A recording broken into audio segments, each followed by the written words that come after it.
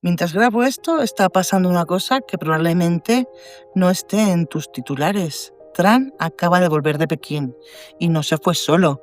Iba con el dueño de Tesla, con el de Nvidia, con el de Apple, media docena de los tipos más poderosos del planeta, todos a la vez en el mismo avión.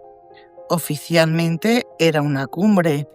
En realidad, una de las negociaciones más gordas del siglo. Tierras raras y minerales críticos a cambio de microchips, aranceles y ojo a esta palabra, Taiwán. Sin esos materiales no hay coches eléctricos, tampoco hay misiles, tampoco hay móviles y la gente que se compra un eléctrico no tiene ni idea de que esta pelea está pasando. Cambio de plano. A 4.000 metros de altura, en el desierto de Atacama, un hombre del pueblo Licanantay camina hasta el pozo de su familia, un pozo que lleva 1000 años dando agua. Mete el cubo, no sale nada. Su agua se está evaporando para que tú y yo tengamos un coche limpio. Yo soy Laura, esto es lo que el asfalto esconde y hoy empieza una saga de 2 partes que te va a cambiar la forma de mirar tu próximo coche. Dale al play. Antes de empezar, un aviso. Esto es una saga de 2 partes. Si puedes, escucha las 2 seguidas. Por separado pierdes la mitad. Hoy te voy a contar 3 cosas, de dónde sale de verdad la batería de tu coche eléctrico y quién está pagando el precio. Si el eléctrico compensa o no, la respuesta honesta, con números, nada de postureo. Y por último, la guerra invisible que se está librando ahora mismo entre 4 potencias por estos materiales y por qué te afecta a ti directamente, aunque vivas en Cuenca. Al final del episodio, un giro de la última semana que ninguna noticia te ha contado de forma completa. Quédate hasta el final. La semana que viene, en la segunda parte, voy con el lado físico de la batería. El que arde, los cementerios que ardieron 3 semanas. El gas que mandó a 5 bomberos al hospital. Pero vamos por orden. Al final de hoy vas a entender por qué los gobiernos están tan empeñados en que cambies de coche. Te adelanto, la respuesta no es solo la ecología, no. Al lío. Acto 1, la sangre del Congo.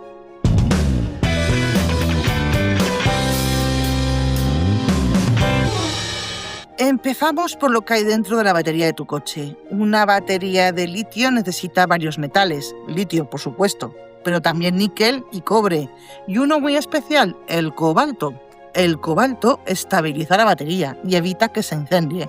Sin él no hay coche eléctrico seguro.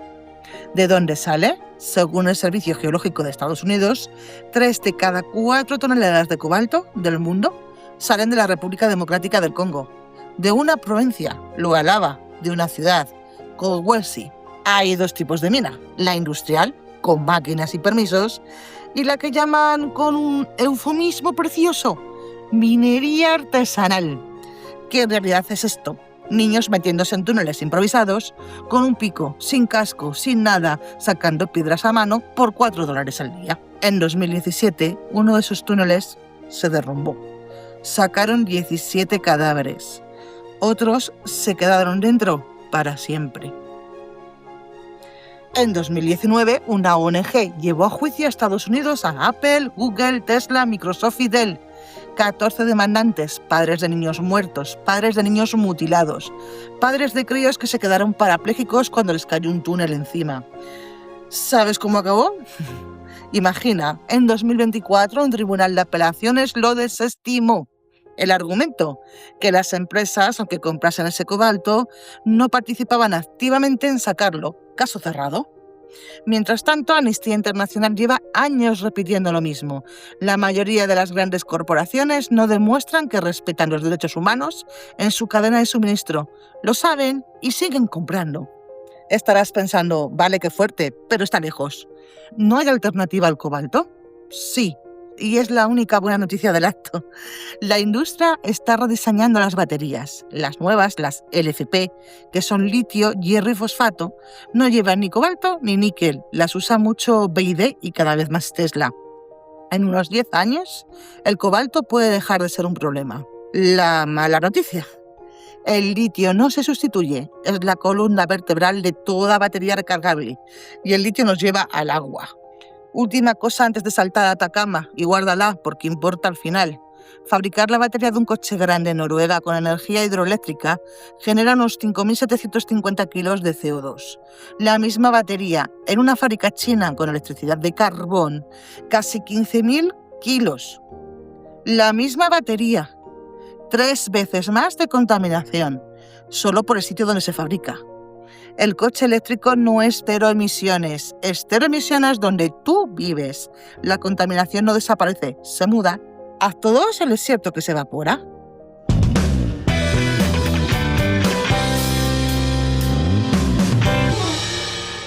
Nos vamos a Sudamérica, el llamado Triángulo del Litio, Argentina, Bolivia y Chile. Entre los tres tienen más de la mitad del litio del planeta. Ojo a esto, porque el litio no se saca como te imaginas, no es una piedra que se pica con un mazo. Está disuelto en salmuera, agua súper salada bajo tierra. Las mineras las bombean, la suben, la echan a piscinas gigantes y la dejan evaporarse al sol, unos 12 o 18 meses. Vamos al dato que te va a dejar tocado o tocada. Para sacar 1 tonelada de litio que va a las baterías se evaporan alrededor de 500.000 de litros de salmuera. 500.000 de litros por 1 tonelada. La industria te dirá que esa salmuera no es agua potable, y es verdad. Pero ese agua se evapora, se va, no vuelve. Y todo esto pasa en el desierto más seco del planeta. Te desgloso el destrozo porque es peor de lo que parece en una frase. 1. Los acuíferos se están secando. En el salar de Atacama, entre la minería de cobre y la de litio, se ha consumido más de 2/3 del agua de toda la región. Un estudio reciente lo confirma. El agua subterránea lleva 15 años bajando, más de 10 metros perdidos, y la superficie del salar se está hundiendo 1 o 2 centímetros al año. El suelo se hunde porque debajo ya no hay agua que lo sostenga. Eso tiene nombre, subsidencia, y es irreversible. 2. La trampa del agua dulce. Las mineras dicen, tranquilos, sacamos salmuera, no agua dulce.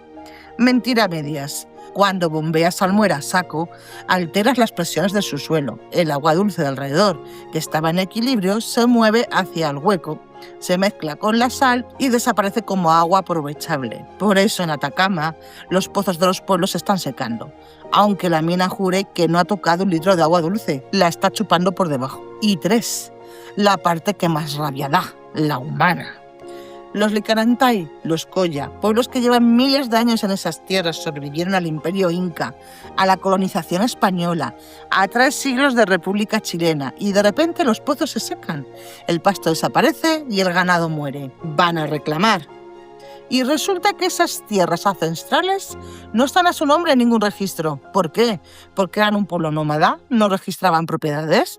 Así que las mineras pidieron los permisos al Estado chileno y el Estado se los dio, sin preguntar a quién llevaba 1000 años viviendo ahí. El lenguaje jurídico eso se llama violar el convenio 169 de la OIT sobre derechos de los pueblos indígenas. El lenguaje de calle se llama te quedas sin agua y sin tierra para que otro pueda conducir limpio. Sin maquillarlo, el coche eléctrico no es un coche limpio, es un coche que limpia el aire de tu ciudad, ensuciando el agua de un desierto en Chile. Esa es la transición real y la pregunta honesta no es ¿es bueno o malo el coche eléctrico? La pregunta es ¿quién paga el precio de mi coche limpio? Ahora mismo lo paga el desierto, lo paga el niño de Cowansea, lo paga el hombre del pozo que se queda sin agua. Gente que no vas a ver nunca en las noticias. A lo mejor estás pensando, vale Laura, ¿y no hay otra forma de sacar litio? ¿Tiene que ser así? ¿Secando Atacama? Buena pregunta. Acto 3, ¿no hay otra forma? ¿Se acabará?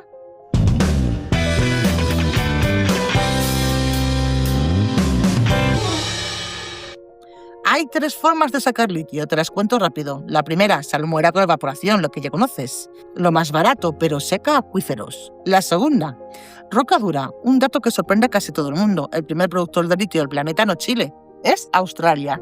Y Australia no usa salmuera, no. Pica la roca, la tritura, la tuesta a 1000 grados con ácido. No seca un desierto, pero deja escombreras tóxicas y quema toneladas de carbón para esos hornos. Cambia un daño por otro. Y la tercera, extracción directa. La promesa de la industria. Filtras la salmuera, sacas solo el litio, devuelves el agua. Sobre el papel ahora hasta un 90% del agua. El problema cuesta varias veces más y casi todo está aún en fase de pruebas. Conclusión, no existe un método limpio para sacar litio. La pregunta no es cómo sacarlo sin daño, es qué daño aceptamos y dónde. La industria está jugando a deslizarse hacia donde hay menos protestas, por eso Atacama sigue siendo el destino preferido, porque los Licanantay no tienen los abogados que tienen los australianos. Siguiente pregunta, ¿se va a acabar el litio como el petróleo? Respuesta corta, no. Geológicamente hay de sobra, hay litio para electrificar el mundo entero varias veces. Pero entonces, problema resuelto. No, la trampa está aquí. El problema no es el geológico, es el cuello de botella. El litio está ahí. Abrir una mina nueva, en cambio, tarda entre 5 y 25 años. Permisos, dinero, infraestructura y, mientras tanto, la demanda crece más rápido de lo que somos capaces de extraerlo. Por eso los analistas hablan de un déficit a partir de los próximos años. No es que se acabe, es que no la vamos a poder sacar al ritmo que la necesitamos. ¿Y el reciclaje? Técnicamente se puede, y bastante bien. La ley europea ya obliga a recuperar la mayor parte de los metales de las baterías. El problema es que Europa va casi 10 años de retraso montando esa infraestructura, y mientras tanto, ¿quién recicla casi la mitad de las baterías del mundo? China. Recicla su material y lo reaprovecha. Nosotros todavía no. Con el petróleo somos consumidores, lo quemas y se va al aire para siempre. Con el litio, en teoría, podríamos ser custodios, usarlo y reciclarlo, en teoría. En la práctica en Europa vamos cojos. Pero hablar del litio sin hablar del poder es contar la mitad de la historia, porque hay una guerra invisible pasando ahora mismo. Acto 4, lo que pudo sí no fue.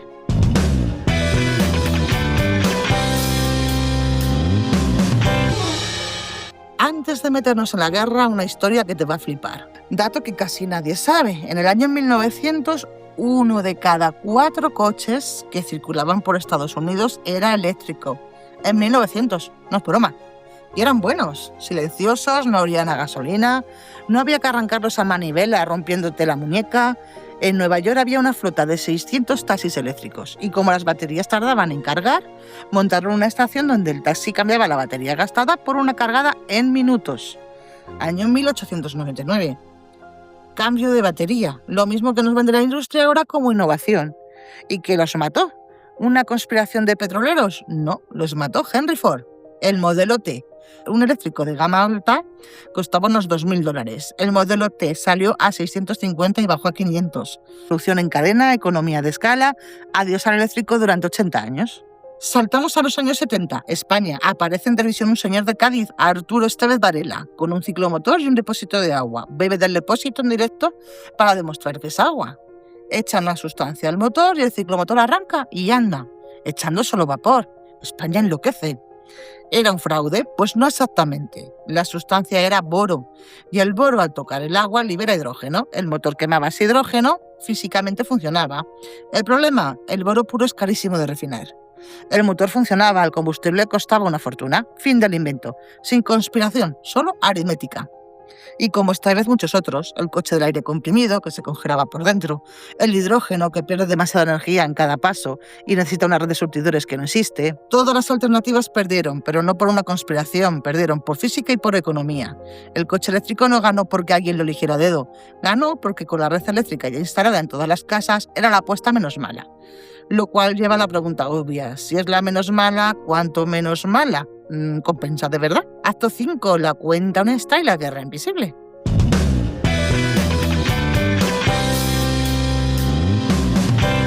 Sin tonterías, con datos. Hay una forma seria de medir esto. Se llama análisis del ciclo de vida. Mide toda la contaminación desde la mina hasta el desguace. Un coche eléctrico empieza su vida con más contaminación con gasolina. La deuda de carbono de fabricar la batería es brutal. El Congo, Atacama, las fábricas chinas. Pero según va rodando va pagando esa deuda. Y al final de su vida la cuenta sale a su favor. A lo largo de toda su vida útil, un eléctrico contamina en torno a la mitad que un gasolina equivalente. Pero ese pero es enorme. Esa cuenta solo sale bien si la cargas con electricidad limpia. Si lo enchufas a un panel solar, brutal. Si lo cargas con carbón, te comes media ventaja. Otra vez la contaminación no desaparece, se mueve. Y ahora la guerra, la pregunta del millón. ¿Quién gana con todo esto? Lo obvio, ganan los fabricantes, ganan las eléctricas y ganan los gobiernos europeos, no por dinero, sino por una jugada estratégica. Europa no tiene petróleo, depende de Rusia y de Arabia Saudí. La electricidad sí puede producirla en casa, independencia energética, pero hay un ganador silencioso, el más importante, China. Mientras Europa se peleaba con el escándalo del diésel, China construía en silencio toda la cadena del coche eléctrico. Hoy controla más de la mitad del refinado de minerales críticos del mundo, la inmensa mayoría de los imanes que necesitan los motores eléctricos, más de la mitad de las baterías del planeta, y este año va a vender ella sola más coches eléctricos que todo el mundo junto hace un par de años. Y esto no es ecología, es poder. China lo sabe y aprieta cuando quiere. Hace poco impuso restricciones a la exportación de minerales críticos y las exportaciones de imanes a Estados Unidos se desplomaron. Fábricas de coches paradas.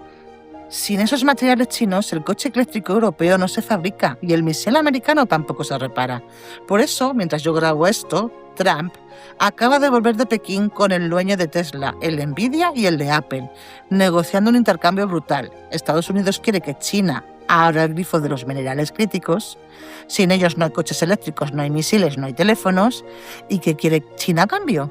3 cosas. Una, que Estados Unidos le levante el bloqueo de los microchips de inteligencia artificial, los más avanzados, los que mueven todo, desde la IA generativa hasta los drones militares. 2, y aquí viene lo gordo, Taiwán, una isla pequeñita frente a la costa china. Y Taiwán fabrica el 90% de los chips más avanzados del mundo. No es una exageración, es el 90%. La empresa se llama TSMC. Sin Taiwán, el planeta entero se para. China lleva décadas diciendo que Taiwán es suya. Estados Unidos, mientras tanto, le vende armas a Taiwán por valor de miles de millones para protegerla. Esa es, literal, la línea roja de China. Y en la cumbre Xi le dijo a Trump con estas palabras: si manejamos mal el tema de Taiwán, esto puede llevar a enfrentamientos, incluso a conflictos. Escúchalo despacio, en la boca del presidente chino. Esa no es una palabra cualquiera. Y 3, aranceles. Trump y China llevan 2 años de guerra comercial. China quiere que baje. Hasta aquí lo previsible. Pero ahora viene el giro que no esperaba nadie. Porque al día siguiente, ya en el avión de vuelta a Washington, Trump habló con los periodistas y soltó esto, palabra por palabra: no me he comprometido a nada con Xi sobre Taiwán. Pero espera, que se pone interesante. Estados Unidos tiene aprobada una venta de armas a Taiwán por $14.000 millones, pendiente desde enero para protegerla, para que China no se atreva. ¿Sabes qué hizo Trump? La paró y dijo literalmente: no la he aprobado todavía, la estoy reteniendo. Depende de China, es una buena moneda de cambio para nosotros, francamente. Son muchas armas. Léelo otra vez si hace falta. Una moneda de cambio. $14.000 millones en armas para Taiwán, paradas esperando a ver qué le da Pekín a cambio. Y la frase que ha hecho temblar a Taiwán entera: Taiwán debería calmarse un poco, China debería calmarse un poco. Lo último que necesitamos ahora es una guerra a 9.500 millas de distancia. Le preguntaron a Trump si Estados Unidos defendería a Taiwán si China lo ataca. Su respuesta: solo hay una persona que sabe la respuesta. Yo soy el único. Ahí está la jugada del siglo. Trump ha convertido a Taiwán en una ficha de póker. Una isla con 23 millones de personas, una democracia, la que fabrica el 90% de los chips del mundo, y la mete en la mesa de póker. Estoy literalmente repitiendo sus palabras: una moneda de cambio. ¿A cambio de qué? De minerales críticos, de chips, sí, también, de aranceles, de que China deje de apretar a Estados Unidos, de todo lo que te he contado en este episodio. Los expertos en seguridad de la propia CNN lo han calificado, cito, una victoria para China. Esa es la partida más importante del siglo y la gente que se compra un coche eléctrico no tiene ni idea de que existe. Te resumo el tablero: 4 jugadores. China domina la cadena, va ganando y acaba de conseguir que Trump pause la venta de armas a Taiwán.